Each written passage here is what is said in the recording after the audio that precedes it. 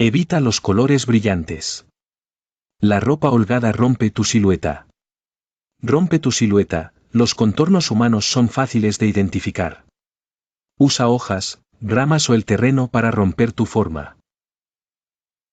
Si estás agachado o arrastrándote, tu perfil es más bajo.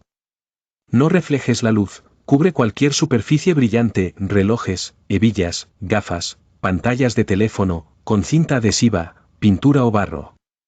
El brillo del sol es un detector de larga distancia.